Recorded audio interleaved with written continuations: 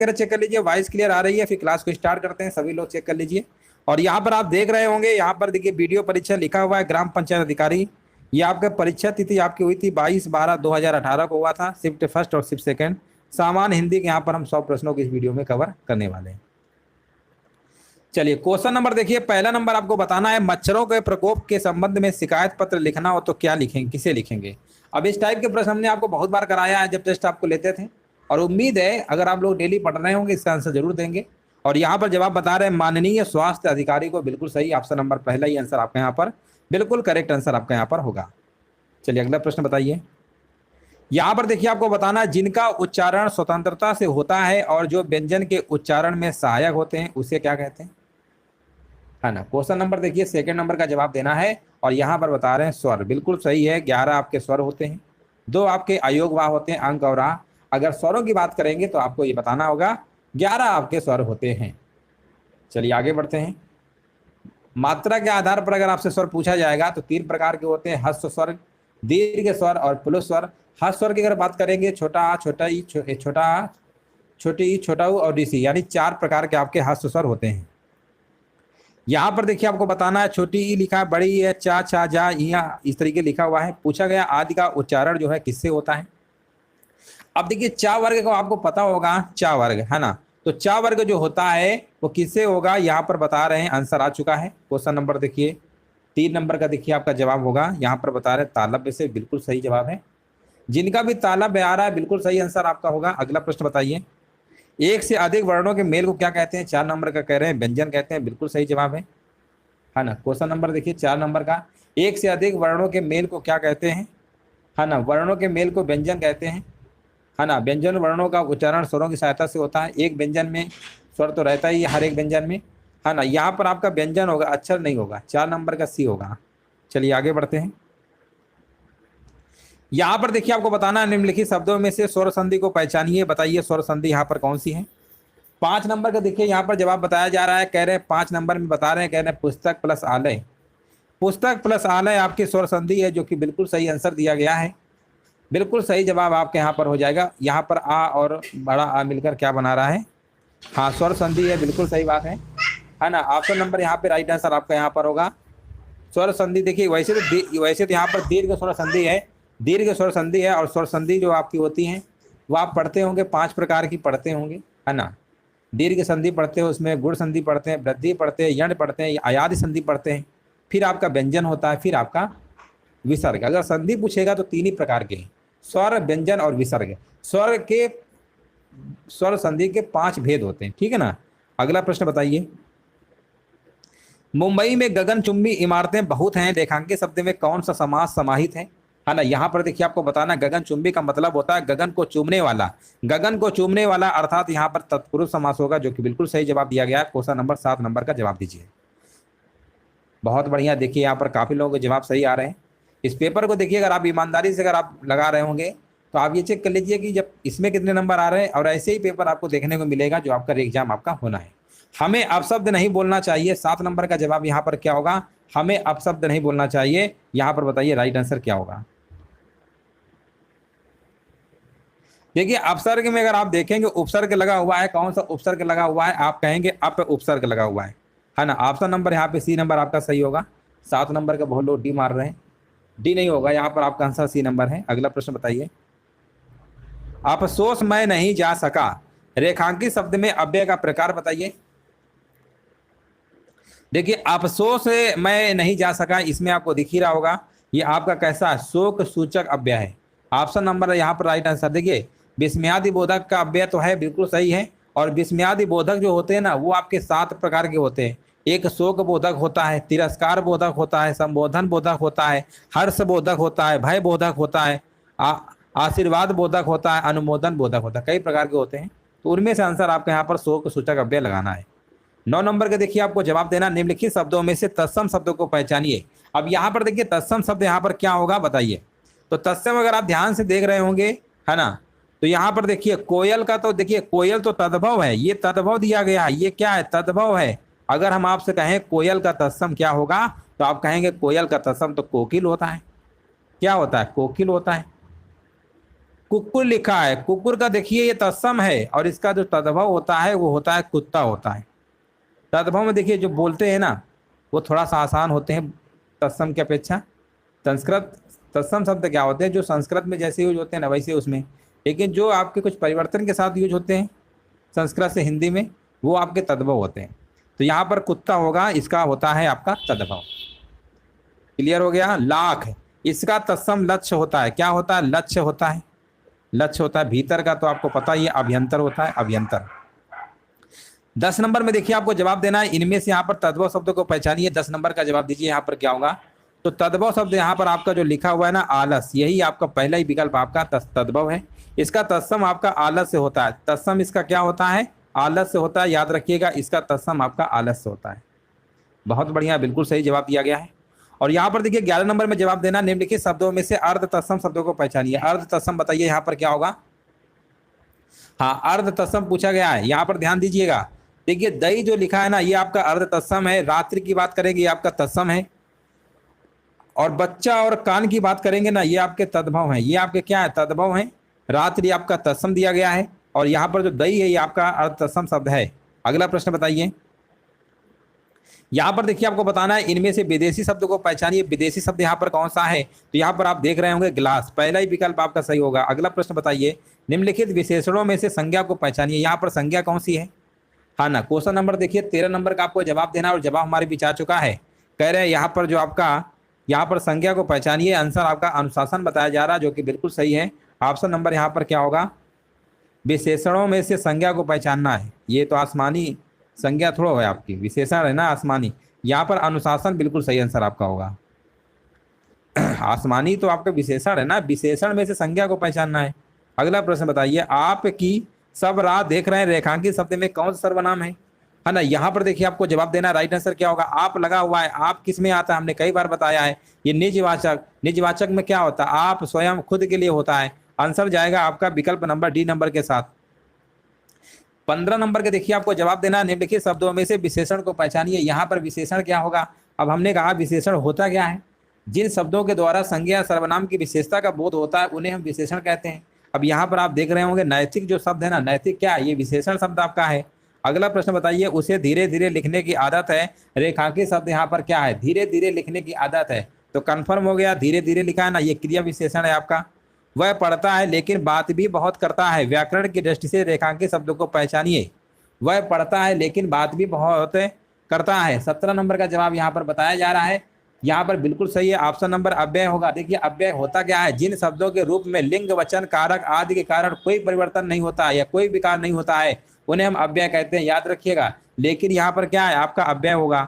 अगला प्रश्न बताइए, रविवार है वह घर पर ही रहेगा। रेखांकित शब्दों को पहचानिए। रविवार है वो घर पर ही रहेगा, है ना। यहाँ पर देखिए आपको बताना है राइट आंसर यहाँ पर क्या होगा? 18 नंबर पे,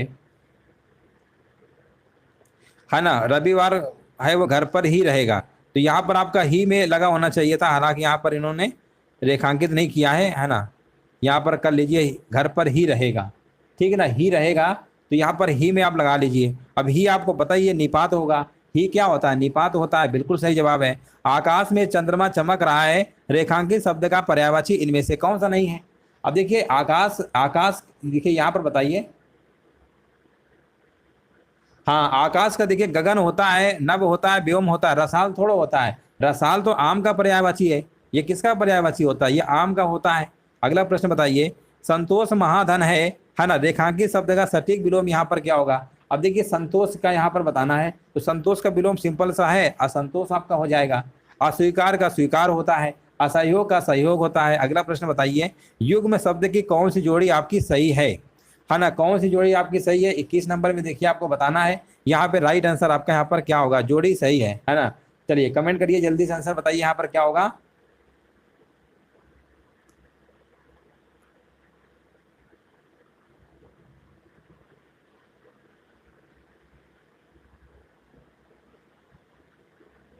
हाँ बहुत बढ़िया। यहाँ पर देखिए अचल और अचला बताया जा रहा है। देखिए न्याय अन्याय आपका एक विलोम दिख रहा है, विलोम शब्द आपका है। मान अपमान ये भी विलोम दिख रहा है। अब आप कहेंगे धरा और पृथ्वी, ये तो आपको दिख ही रहा है। धरा और पृथ्वी क्या है? धरा और पृथ्वी तो एक दूसरे के पर्यायवाची आपको दिख रहा है, ठीक है ना। यहाँ पर पर्यायवाची दिख रहा है। अचल का मतलब क्या होता है? अचल का मतलब होता है दोस्तों स्थिर होता है। क्या होता है? जो कोई चल ना सके।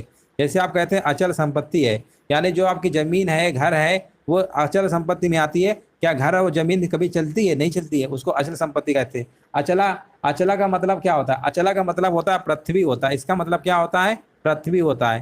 तो ये आपका एक दूसरे टाइप से हो गया, क्योंकि ये तो विलोम पर्यायवाची बना रहा है, बट ये क्या है ना, ये भिन्नार्थक शब्द हैं। इन दोनों के एक ही जैसे आपको दिखेंगे, लेकिन दोनों के मतलब अलग अलग होते हैं। तो इस कैटेगरी के आने की वजह से ऑप्शन नंबर सी लगाना होगा। दूसरों की बातों में दखल देना के लिए एक शब्द यहाँ पर क्या होगा? 22 नंबर बताइए। और 22 नंबर का देखिए यहाँ पर जवाब आ चुका है, हस्तक्षेप होता है। अगर आप दूसरों की बातों में दखल देते हैं तो इसका मतलब हस्तक्षेप कर रहे हैं। ऑप्शन नंबर आपका यहाँ पर ए नंबर बिल्कुल करेक्ट आंसर आपका होगा। जो आगे की सोचता हो, दूरदर्शी होता है, उपकार करने वाला उपकारी होता है। ठीक है ना, याद रखिएगा। अगला प्रश्न बताइए, मुंबई के निकट यहाँ पर पूना है, रेखांकित शब्द यहाँ पर क्या है? अब यहाँ पर देखिए लिखा हुआ है ना मुंबई। क्वेश्चन नंबर देखिए 23 नंबर का कह रहे हैं संबंध सूचक शब्द है, जो कि बिल्कुल सही आंसर दिया गया है। बिल्कुल देखिए, निकट, दूर, ये सब क्या है? आगे पीछे, ये सब आपके संबंध सूचक में आपके आते हैं। बिल्कुल सही जवाब है। ऑप्शन नंबर यहाँ पर क्या होगा? बी नंबर आपका सही होगा। माता पिता, यहाँ पर बताइए, माता पिता अपने बच्चों के लिए कड़ी मेहनत करते हैं, रेखांकित शब्द यहाँ पर क्या है? 24 नंबर का यहाँ पर देखिए आपको बताना है राइट आंसर यहाँ पर क्या होगा। अब यहाँ पर के लिए लगा हुआ है। अब के लिए देखिए यहाँ पर क्या होगा? हाँ बिल्कुल सही है, यहाँ पर बता रहे हैं परसर्ग है। बिल्कुल सही है, परसर्ग है यहाँ पे राइट आंसर। आपने कारक पढ़ा है ना, उसमें परसर्ग पढ़ते हैं ना, चिन्ह आपके, है ना, वही है। बिल्कुल सही जवाब है। ऑप्शन नंबर यहाँ पर क्या होगा? हाँ बिल्कुल सही, ऑप्शन नंबर बी नंबर आपका सही होगा। अच्छा, कारक कितने प्रकार के होते हैं? कमेंट सेक्शन में जरूर बताइएगा, कारक कितने प्रकार के होते हैं। वचन की दृष्टि से कौन सा जोड़ा आपका सही नहीं है? यहाँ पर देखिए आपको बताना है 25 नंबर में, वचन की दृष्टि से कौन सा जोड़ा आपका सही नहीं है। तो अगर आप देख रहे होंगे यहाँ पर लिखा हुआ है सखी और सखियां। ऑप्शन नंबर डी को देखिए। ऑप्शन नंबर डी को अगर ध्यान से देख रहे होंगे, सखी और सखियां, यही आपका क्या है? यहाँ पर आपका अशुद्ध है ये। यहाँ पर सखियां में जो खामे बड़ी की मंत्रा लगी है ना, ये छोटी की मंत्रा होनी चाहिए थी, तब आपका ये सही हो जाता। बिल्कुल सही है, 8 कारक होते हैं। बिल्कुल सही है। जिस वाक्य में कर्म के अनुसार क्रिया में परिवर्तन होता है, उस वाक्य को क्या कहते हैं? यहाँ पर देखिए आपको बताना है राइट आंसर यहाँ पर क्या होगा। और यहाँ पर देखिए बताया जा रहा है, कर्म के अनुसार अगर क्रिया में परिवर्तन होगा तो उसे हम कर्मवाच्य कहेंगे। बिल्कुल सही बात है। निम्नलिखित वाक्यों में से भविष्यत काल को पहचानिए, 27 नंबर। अब भविष्यत काल आप यहाँ पर देख रहे होंगे, लिखा हुआ है मैं कल घूमने जाऊंगी। ये आपका क्या है? भविष्य काल को बता रहा है। अब आप कहेंगे गाय भैंस चरती है, ये तो आपका सामान्य वर्तमान काल दिख रहा है, इसमें तो ऐसा है नहीं। रोहन मुंबई गया था, इसका मतलब था लगा हुआ है, ये भूतकाल में आपका आ जाएगा। ठीक है ना। और यहाँ पर पढ़ा रही है तो आपको पता है कंटिन्यूअस में, ये अभी कंटिन्यू में ही चल रहा है। अगला प्रश्न बताइए, मध्यम पुरुष तू का सही बहुवचन क्या होगा? अब देखिए मध्यम पुरुष की अगर हम बात करेंगे यहाँ पर, है ना, तू का यहाँ पर बताइए सही बहुवचन यहाँ पर क्या होगा? और जवाब आ चुका है 28 नंबर के यहाँ पर बता रहे हैं बी नंबर, तुम लोग। बिल्कुल सही जवाब है। अगला प्रश्न बताइए, जिस वाक्य में इसलिए और क्योंकि लेकिन परंतु ये शब्द अगर आपको देखने को मिलते हैं, समुच्चय बोधक शब्द जुड़ते हैं जिस वाक्य में, वो कौन सा वाक्य होता है? अब आप कहेंगे ये तो बहुत आसान प्रश्न है, हमने बताया और क्योंकि सब जुड़ते हैं ना, ये आपके सब संयुक्त वाक्य में आपको देखने को मिलते हैं। हाँ देखिए बहुत बढ़िया, बिल्कुल सही जवाब है। अगला प्रश्न बताइए, बच्चे खेल रहे हैं, है ना, यहाँ पर बताइए बच्चे खेल रहे हैं। हाँ यहाँ पर आपको बताना है अर्थ के आधार पर वाक्य का प्रकार बताइए। बच्चे खेल रहे हैं, ये किस प्रकार का है? देखिए जिससे किसी बात के होने का बोध होता है ना, उसे हम विधान वाक्य कहते हैं। आंसर आपको लगा देना है विधान वाक्य वाला। बिल्कुल सही जवाब है। तुमको मुझे पढ़ाना है, अशुद्ध अंश को पहचानिए। आंसर आपको लगा देना है विधान वाक्य वाला। और यहाँ पर देखिए आपको जवाब देना है, 31 नंबर का जवाब हमारे बीच आ गया है। बिल्कुल सही है। यहाँ पर कह रहे हैं तुमको मुझे पढ़ाना है, और 31 नंबर का यहाँ पर क्या होना चाहिए? यहाँ पर होना चाहिए था तुम्हें मुझे पढ़ाना है, तुमको नहीं होगा। ऑप्शन नंबर ए आपका सही है। मुझे बाहर जाना है, रेखांकित शब्द यहाँ पर चिन्ह को पहचानिए, है ना। यहाँ पर देखिए बताना है राइट आंसर यहाँ पर क्या होगा। 32 नंबर कह रहे हैं यहाँ पर पूर्ण विराम है ना, है क्या आगे पूर्ण विराम ही तो लगा है, बस हो गया। अगला प्रश्न बताइए, किसी पद उपवाक्य आदि की विशेषता दिखाने के लिए शब्द के नीचे रेखा जो खींचते हैं ना, उसे हम क्या कहते हैं? उसे हम कहते हैं अधोरेख चिन्ह कहते हैं। ऑप्शन नंबर यहाँ पे बी आपका सही होगा। अगला प्रश्न बताइए, उसने तो मेरी आंखें खोल दी, रेखांकित मुहावरे का अर्थ यहाँ पर क्या होगा? उसने तो मेरी आंखें खोल दी, है ना। 34 नंबर के यहाँ पर जवाब आ गया है, कह रहे हैं बिल्कुल सही जवाब है। ऑप्शन नंबर कह रहे हैं ए नंबर होगा। भ्रम को दूर करना, बिल्कुल सही है, ऑप्शन नंबर ए होगा। अगला प्रश्न बताइए, आग लगने पर कुआं खोदना, इस लोकोक्ति का क्या मतलब होता है? आग लगने पर कुआं खोदना, इसका मतलब क्या होता है? हमने कई बार बताया था, संकट के समय बचाव के लिए सोचना, संकट के समय बचाव के लिए सोचना। यहाँ पर बिल्कुल करेक्ट आंसर आपका यहाँ पर होगा। पृथ्वी, ग्रहों, तारों आदि का स्थान, वाक्यांश के लिए उचित शब्द यहाँ पर क्या होगा? 36 नंबर। तो यहाँ पर बिल्कुल सही जवाब है अंतरिक्ष कह रहे हैं, बिल्कुल सही, अंतरिक्ष में आपके सब आ जाएंगे। ऑप्शन नंबर बी नंबर आपका सही है। अगला प्रश्न बताइए, निम्नलिखित में से समानार्थी जोड़ी को स्पष्ट करिए। 37 नंबर में देखिए आपको जवाब देना है, समानार्थी होता क्या है? समान अर्थ को व्यक्त करने वाले शब्दों को हम समानार्थी शब्द कहते हैं। अब यहाँ पर आप देख रहे होंगे पार्वती और यहाँ पर माहेश्वरी लिखा हुआ है, यही आपके स्पष्ट है, बिल्कुल सही है। और बाकी व्यवहार है, व्यवहारिक तो आप जानते ही है, विलोम शब्द लिखा हुआ है, बाकी सब विलोम में दिख रहा है आपको। ऑप्शन नंबर मार दीजिए, कौन सा मार दें? पहला वाला ही मार दीजिए। अगला प्रश्न बताइए, पूर्वी हिंदी क्षेत्र में कौन सी बोली नहीं बोली जाती है? हमने बताया था पूर्वी हिंदी क्षेत्र में आपकी ABC है। आप कहेंगे ए क्या होता है? ए फार क्या होता है? अवधी होता है। बी फार क्या होता है? बघेली होता है। और सी फार क्या होता है? छत्तीसगढ़ी होता है। इस तरीके से आप याद रख सकते हैं, जयपुरी थोड़ा आएगा। अगला प्रश्न बताइए, हिंदी भाषा राज्य के अंतर्गत कौन सा राज्य इनमें से नहीं है? 39 नंबर में आप कहेंगे उत्तर प्रदेश है, बिहार भी है, महाराष्ट्र, कौन सा राज्य नहीं है? ध्यान दीजिएगा 39 नंबर में, और 39 नंबर में महाराष्ट्र थोड़ा है ना। ऑप्शन नंबर यहाँ पे डी नंबर आपका बिल्कुल करेक्ट आंसर आपका यहाँ पर होगा। रामचरितमानस के रचयिता कौन है? बहुत ही आसान प्रश्न है, और यहाँ पर देखिए बताया जा रहा है रामचरितमानस के रचयिता गोस्वामी तुलसीदास जी हैं, बिल्कुल सही जवाब है। अंग्रेजी का देखिए यहाँ पर हिंदी अनुवाद करना है, सही अनुवाद आपको बताना है, लिखा हुआ है। बताइए राइट आंसर यहाँ पर क्या होगा? Disaster to environment is biggest problem. 41 number का यहाँ पर जवाब आ चुका है, बहुत बढ़िया, बिल्कुल सही है। कह रहे हैं पर्यावरण को हानि पहुंचाना आज की बड़ी समस्या है।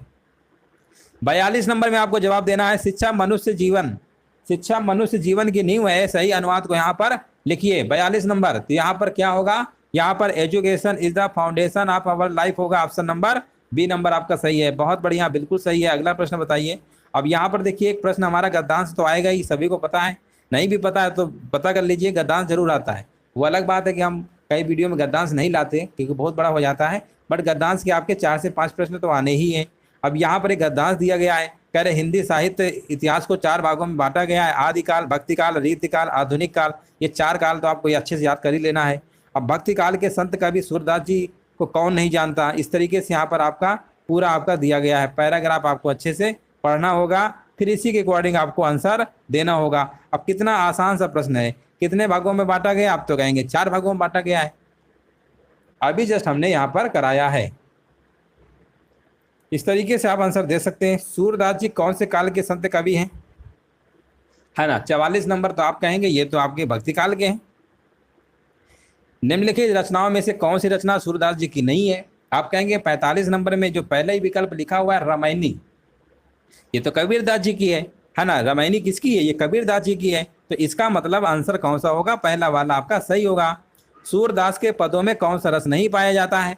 सूरदास के यहाँ पर देखिए अगर हम बात करेंगे ना तो श्रृंगार रस भी आपको देखने को मिलेगा, वात्सल्य भी मिलेगा, शांत रस भी मिलेगा, बट यहाँ पर जो भयानक रस लिख रखा है ये आपको नहीं मिलेगा आपको। अगला प्रश्न बताइए, बहुत बार कराया 47 आधे अधूरे किस विधा की रचना है? और उम्मीद है इस प्रश्न को हमने बहुत बार कराया, नाटक है और हमने कई बार बताया है, मोहन राकेश। आंसर जाएगा विकल्प नंबर, मोहन राकेश तो नहीं लिखा है, हालांकि इनके लेखक का हमने नाम बता दिया था, है ना, नाटक है ये। चलो कोई बात नहीं, अगर मान लो पूछ ले किसकी है रचना तो फिर बताइएगा मोहन राकेश जी की। अगला प्रश्न है, जयद्रथ वध किसकी रचना है? अब आप कहेंगे जयदत्त व्रत, तो बहुत आसान प्रश्न है ना, बताइए किसकी रचना है? हमने कहा भारत भारती किसकी है, आपके दिमाग में याद आ गया होगा। हमने कहा झंकार किसकी है, जय भारत किसकी है, पंचवटी किसकी है, गुरुकुल किसकी है, ये सब किसकी है? रंग में भंग किसकी है? ये तो मैथिली शरण गुप्त की है। आंसर जाएगा विकल्प नंबर सी के साथ। 48 नंबर का सी आ रहा है जिनका, बिल्कुल सही है। यहाँ पर बताइए 49 नंबर, छायावादी रचनाकार कौन है? कह रहे हैं सुमित्रा नंदन पंत है, बिल्कुल सही है। 50 नंबर बताइए, हिंदी साहित्य को कितने कालखंडों में विभक्त किया गया? 4 खंडों में।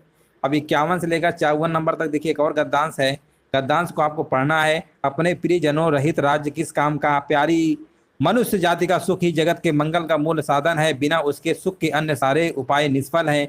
धन की पूजा से ऐश्वर्य, तेज, बल और पराक्रम नहीं प्राप्त होता, होगा। चैतन्य आत्मा की पूजा से ही पदार्थ प्राप्त होते हैं। चैतन्य पूजा से ही मनुष्य कल्याण हो सकता है। समाज का पालन करने वाली दूध की धारा जब मनुष्य का प्रेममय हृदय, निष्कपट मन और मित्रता पूर्व नेत्रों से निकलकर बहती है, तभी वही जगत में सुख के खेतों को हरा भरा और प्रफुल्लित करती है। इस तरीके से आप देखेंगे किससे रहित राज्य किस काम का, तो अभी बताया था प्रियजनों। ऑप्शन जाएगा विकल्प नंबर सी के साथ। जगत का अर्थ क्या है? आप कहेंगे जगत का अर्थ तो संसार होता है। ऑप्शन नंबर यहाँ पे बी नंबर आपका सही होगा। हमने कहा निष्फल का बताइए क्या आशय होता है? निष्फल, तो निष्फल आप कहेंगे निष्फल का मतलब होता है व्यर्थ होता है। ऑप्शन नंबर डी आपका सही है। सुख के खेत को हरा भरा और प्रफुल्लित करने का क्या मतलब होता है? इसका मतलब यही होता है जीवन को सुखमय बनाना। जीवन को सुखमय बनाना कहाँ लिखा हुआ है? ऑप्शन नंबर यहाँ पे पहला ही विकल्प आपका यहाँ पर राइट आंसर आपका यहाँ पर होगा। अब यहाँ पर देखिए 55 नंबर आपको बताना है इनमें से दीर्घ यहाँ पर स्वर कौन सा है। अब दीर्घ स्वर की बात करेंगे तो आप कहेंगे यहाँ पर दीर्घ स्वर जो है आपके देखिए यहाँ पर बड़ी ई होगा। अब आप ए और आई नहीं ले सकते क्योंकि ये संयुक्त में आ जाते हैं, है ना, ये संयुक्त में आ जाते हैं ना, तो बड़ी ई आपका क्या है? दीर्घ स्वर है। हाँ हाँ सही, तो ई जो आपका ना ये हस्त स्वर है। 55 नंबर का देख लीजिए सभी का बी आ रहा है कि नहीं आ रहा है? 55 का बी है। चलिए आगे बढ़ते हैं, 55 का बी है। 56 बताइए अंतस्थ व्यंजन कौन से होते हैं? बहुत ही आसान प्रश्न है ये। अंतस्थ व्यंजन बताइए कौन सा है? देखिए या, रा, ला और वाह यह अंतस्थ है। हाँ एक चीज और याद रखिएगा, या और जो वाह है ना इनको हम अर्ध स्वर कहते हैं। क्या कहते हैं? अर्ध स्वर कहते हैं। ये प्रश्न बहुत बार पूछा गया है। या और आपके अर्ध स्वर होते हैं। यहाँ पर तो आपका आंसर क्या था? यहाँ तो आपका या, रा, ला, वाह ये वाला होगा। अल्प प्राण बताइए 57 नंबर। 57 का आंसर आ चुका है। कह रहे हैं अल्प प्राण यहाँ पर क्या होगा? अल्प प्राण पहला तीसरा पांचवा होता है ना, बिल्कुल सही बात है। यहाँ पर गा होगा। घोष बताइए। घोष और अघोष हमने बताया है आपको। अघोष में पहला दूसरा आता है ना, अघोष में, और घोष में आता है तीसरा चौथा पांचवा। 58 नंबर का देख लीजिए कौन सा है? 58 नंबर कह रहे हैं ऑप्शन नंबर ए होगा, जा नंबर, बिल्कुल सही है। 58 नंबर का देख लीजिए सभी का ए नंबर आ रहा है ना, बिल्कुल सही है। अगला प्रश्न बताइए ओष्ठ वर्ण कौन सा है? 59 नंबर। ओष्ठ में यहाँ पर अगर हम बात करेंगे, है ना, ओष्ठ वर्ण कौन सा है आपका? ओष्ठ में देखिए पा वर्ग तो आता ही है, और साथ में छोटा ऊ और बड़ा ऊ ये भी आपके आते हैं। पा वर्ग तो इसमें आता ही है ना, पा वर्ग तो आता ही है, पापा बाबा माँ वाला, और साथ में ऊ वाला लगा दीजिएगा। योग रूढ़ शब्द बताइए यहाँ पर क्या होगा 60 नंबर में? तो 60 नंबर में आप देख रहे होंगे यहाँ पर आपका है, यहाँ पर योग रूढ़ शब्द बताइए क्या होगा? योग देखिए बिल्कुल सही है। एक यौगिक होता है, एक रूढ़ होता है, एक योग रूढ़ होता है। यहाँ पर जलज होगा। जलज का मतलब होता है जल में उत्पन्न होने वाला, अर्थात यहाँ पर कमल की बात हो रही है। जहाँ पे बहुब्रीहि समास अगर आपको देखने को मिले तो समझ जाइएगा वो आपका योग रूढ़ शब्द ही होता है। महोत्सव का संधि विच्छेद यहाँ पर क्या होगा? महोत्सव, महा प्लस उत्सव बता रहे हैं। 61 नंबर का सी। काफी लोगों के जवाब आगे पीछे आ रहे हैं, क्या बात है। कुछ लोग अभी 59 नंबर का जवाब दे रहे हैं, हम 61 नंबर में चल रहे हैं। अगला प्रश्न बताइए बैलगाड़ी में बताइए समास यहाँ पर क्या होगा? बैलगाड़ी में आप कहेंगे तत्पुरुष समास होगा। हमने कहा आगमन में उपसर्ग बताइए, तो आप कहेंगे आगमन। आगमन मतलब बहुत आसान है, यहाँ पर आ हो जाएगा, आ प्लस गमन।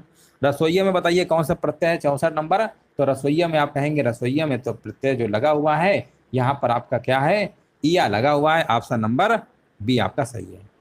अगला प्रश्न बताइए इनमें से कौन सा शब्द आपका तत्सम है? 65 नंबर। तत्सम की अगर हम बात करेंगे तो आप कहेंगे तत्सम पूछा गया, ये तो बहुत आसान है।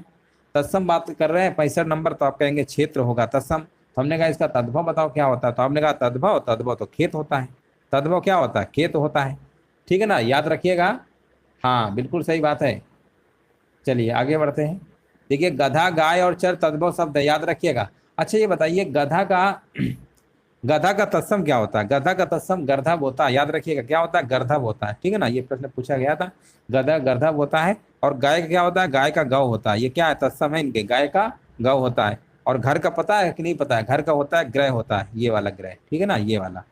चलिए आगे बढ़ते हैं। इनमें से कौन सा शब्द आपका तद्भव है? 66 नंबर बताइए। अगर हम तद्भव की बात करेंगे तो यहाँ पर आपका जीव होगा, जो कि बिल्कुल सही है। यहाँ पर बताइए देशज शब्द यहाँ पर कौन सा है? 67 नंबर में। तो 67 में अगर देशज की बात करेंगे, हमने कई बार बताया कटोरा शब्द आपका क्या होता है? देशज में आपका आएगा। बहुत बढ़िया, बिल्कुल सही है। अगला प्रश्न बताइए इनमें से कौन सा शब्द आपका विदेशी शब्द है ना? 68 नंबर में देखिए आपको बताना, अगर विदेशी की बात करेंगे तो यहाँ पर टिकट आपका क्या है? विदेशी शब्द आपका है, बिल्कुल सही जवाब आपका हो जाएगा। जबकि यहाँ पर बात करेंगे मध्य, मयूर और वचन, ये आपके कैसे, ये आपके देशज है।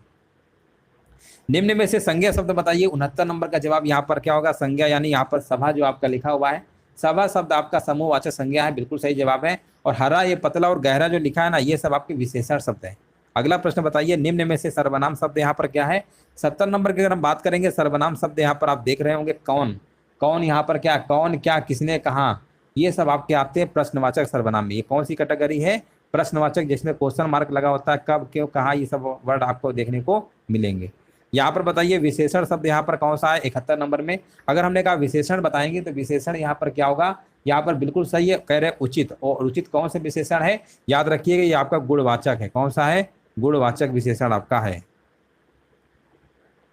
ना।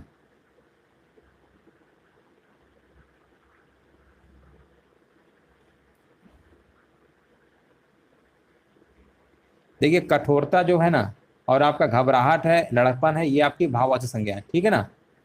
चलिए आगे बढ़ते हैं।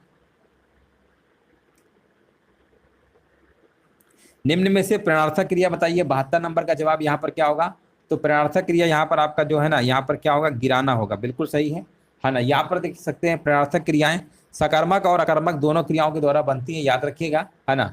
यहाँ पर बिल्कुल सही है।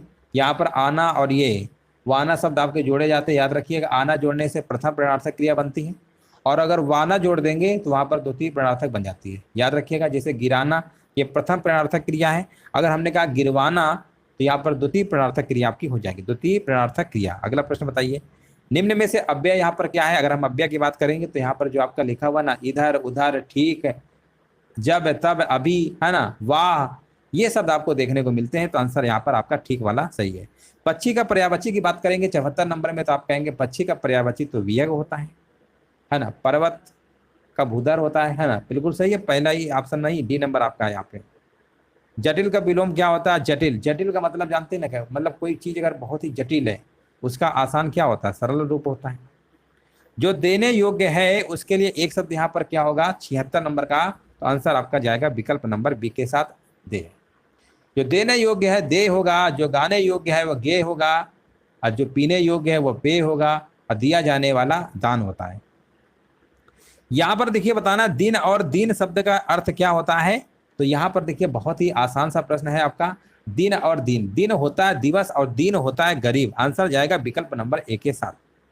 निम्न में से कौन सा शब्द आपका अनेकार्थी शब्द है, 78 नंबर में देखिए आपको बताना है।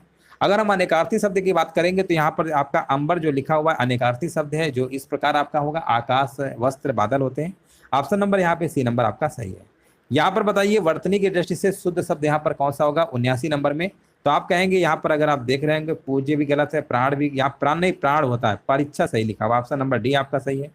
यहाँ पर देखिए वर्तनी की दृष्टि से अशुद्ध शब्द बताइए, जो गलत है वो वाला आपको बताना है।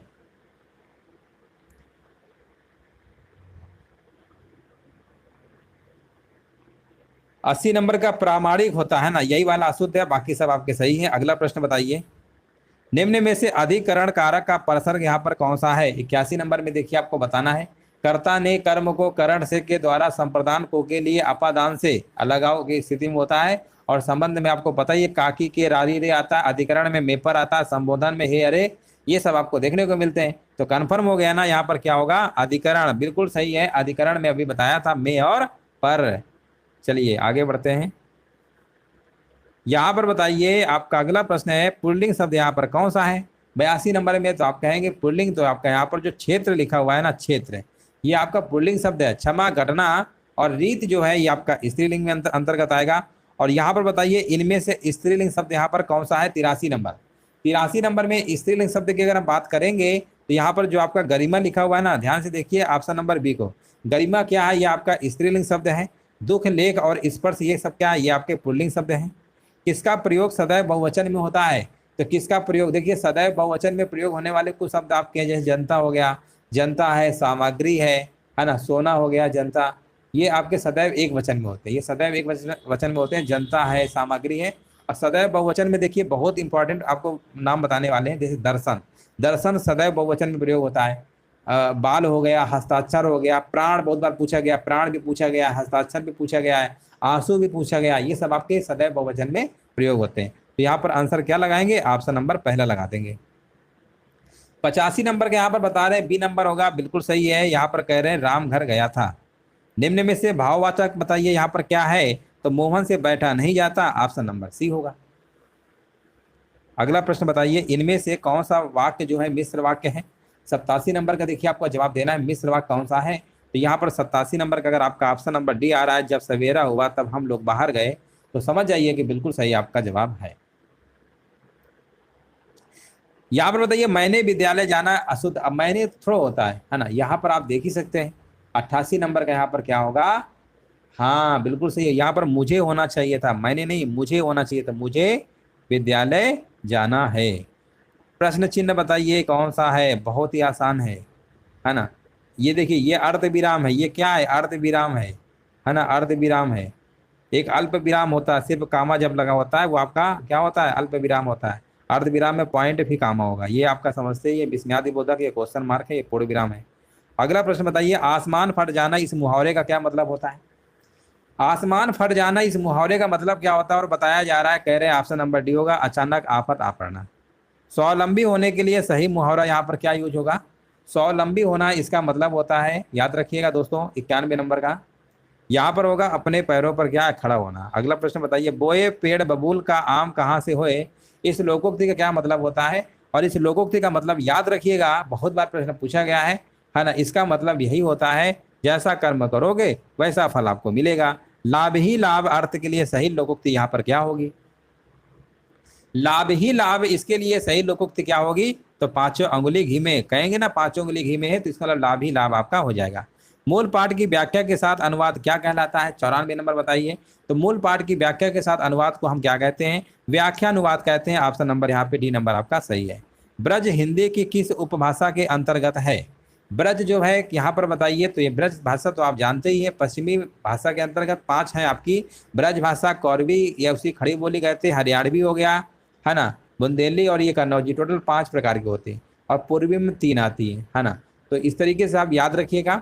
आंसर आपका यहाँ पर क्या होगा, 95 नंबर का कह रहे हैं सी नंबर, बहुत बढ़िया, बिल्कुल सही जवाब है। अगला प्रश्न बताइए, यहाँ पर बताइए अमेंडमेंट के लिए सटीक हिंदी ट्रांसलेट क्या होगा। तो अमेंडमेंट के लिए सटीक हिंदी होता है संशोधन होता है, क्या होता है, संशोधन होता है ना। संविधान संशोधन जैसे आप नहीं पढ़ते हैं, कौन सा आर्टिकल में पढ़ते हैं, आर्टिकल नंबर कौन सा, 300 कितना है, 68 है। चलिए आगे बढ़ते हैं। सूर सागर के रचयिता कौन से हैं, सूर सागर के रचनाकार का नाम बताना है, तो आप तो कहेंगे ये तो आसान प्रश्न है, ये तो सूरदास जी है।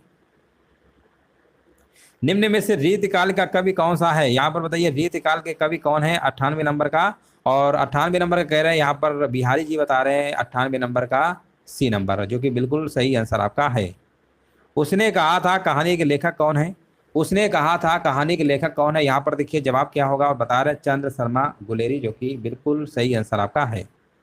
उर्वशी किसका काव्य है, 100 नंबर बताइए। उर्वशी याद रखिएगा, उर्वशी जो आपका है ये आपका है रामधारी सिंह दिनकर जी का है। आंसर जाएगा विकल्प नंबर यहाँ पर सी नंबर के साथ। 100 नंबर का यहाँ पर सी नंबर बिल्कुल करेक्ट आंसर आपका यहाँ पर हो जाएगा। तो इस तरीके से जो आपका वीडियो परीक्षा जो प्रीवियस ईयर में पूछा गया था आपका 2018 में, आज हमने पूरे के पूरे 100 के 100 प्रश्न एक दिन जो आपकी 22 दिसंबर को परीक्षा हुई थी संपन्न करा दिया है, पूरे के 100 में 100। अब आप ईमानदारी से अगर आप डेली पढ़ रहे हैं, अच्छी तैयारी कर रहे हैं, तो आप अपने आप को ये चेक करिए कि 100 में से आपका स्कोर कितना है आउट ऑफ। अगर आपका स्कोर मान लीजिए अगर आपका स्कोर 95 के आसपास आ रहा है, तो आपको समझ ले जाइए कि हिंदी में भी आपके कम से कम इस बार आपके जो नंबर हैं बहुत अच्छे नंबर आने वाले। ये आप अगर आप 95 अगर ये नंबर ला रहे हैं, अगर आप डेली हमसे पढ़ रहे हैं, अगर 95 भी अगर आपके नंबर हैं, तो ये मान लीजिए आपकी हिंदी बहुत अच्छी चल रही है, अब बहुत अच्छी आपकी हिंदी आपकी हो जाएगी। जय हिंद, सभी को वंदे मातरम। वीडियो को लाइक शेयर कर दिया करिए।